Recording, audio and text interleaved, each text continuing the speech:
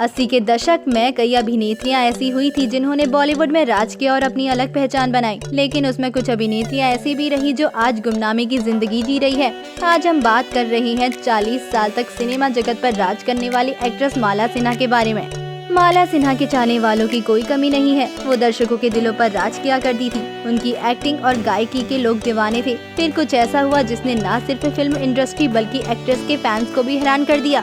माला सिन्हा के घर के बाथरूम में लाखों रुपए मिले थे और जब ये बात लोगों ने सुनी तो लोग दंग रह गए। आज ये किस्सा हम आपको बताने जा रहे हैं। माला सिन्हा का नाम बचपन में आल्डा सिन्हा था, लेकिन उनके स्कूल में बच्चे उन्हें डाल्डा कहकर चिढ़ाते थे, जिसके बाद एक्ट्रेस ने अपना नाम बदलकर माला सिन्हा रख लिया। माला सिन्हा ने अपनी फिल्म सफर की शुरुआत बंगाली फिल्मों से की। फिल्मों में आने से पहले माला रेडियो पर गाया करती थी। बंगाली फिल्मों में काम करने के बाद माला सिन्हा को खास पहचान नहीं मिली। इसके बाद वो मुंबई आ गई।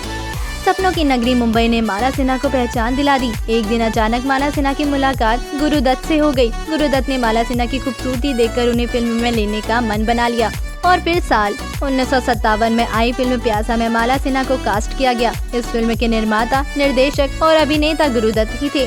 फिल्म रिलीज हुई और हिट हो गई। फिल्म प्यासा से माला को पहचान मिल गई थी।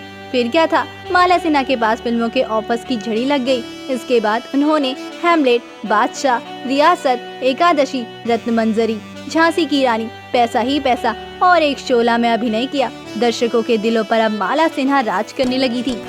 खूब नाम और पैसा कमाने वाली अभिनेत्री माला सिन्हा के बारे में कहा जाता है कि वो बेहद कंजूस थी। सिर्फ यही नहीं, सिनेमा जगत के गैलरियों में खबर की नौकरों पर खर्ची बचाने के लिए माला सिन्हा अपने घर में खुद ही सब काम किया करती थी। एक बार माला सिन्हा के मुंबई स्थित घर पर इनकम टैक्स का छापा पड़ा था। इस दौरान उनकी बाथरूम की दीवार से 12 लाख रुपए बरामद हुए थे। उस जमाने में इतने रुपए मायने रखते थे। इनकम टैक्स के अधिकारी इस पैसों को जब्त करने की बात कर रहे थे। इस पैसे को बचाने के लिए अभिनेत्री माला सिन्हा ने अदालत में बेहद हैरान करने वाला बयान लिखकर दे डाला था। इसे सुनकर वहाँ मौजूद सभी लोग सन्न रह गए थे। माला सिन्हा ने इन पैसों को बचाने के लिए ये लिख कर दिया था कि उन्होंने वेश्यावृत्ति करके ही रुपए कमाए हैं। कहा जाता है माला सिन्हा के पिता अल्बर्ट इन रुपए को हाथ से नहीं जाने देना चाहते थे, इसीलिए उन्होंने वकील की ये सलाह अपनाई और माला सिन्हा ने ये बयान दे डाला था। इसके बाद माला सिन्हा को लोग गलत निगाह से देखने लगे थे। फिर साल 1966 में एक्ट्रेस माला सिन्हा ने एक नेपाली एक्टर चिदंबर प्रसाद लोहानी से शादी रचा ली थी। माला और चिदंबर की एक बेटी हुई जिसका नाम है प्रतिभा सिन्हा। प्रतिभा सिन्हा ने भी मां की तरह फिल्मी दुनिया में कदम रखा था, लेकिन उनका करियर कुछ खास नहीं चला और वो फ्लॉप हो गई। प्रतिभा सिन्हा आखिरी बार 2000 में आई फिल्म ले चल अपने संग में नजर आई थी, तो वहीं अभिनेत्री माला सिन्हा आखिरी बार साल 1994 में आई फिल्म जिद में नजर आई थी। कहा जाता है कि एक्ट्रेस माला सिन्हा अपनी बेटी की असफलता से काफी निराश हो गई थी और इसीलिए वो लाइमलाइट से हमेशा के लिए दूर हो गई।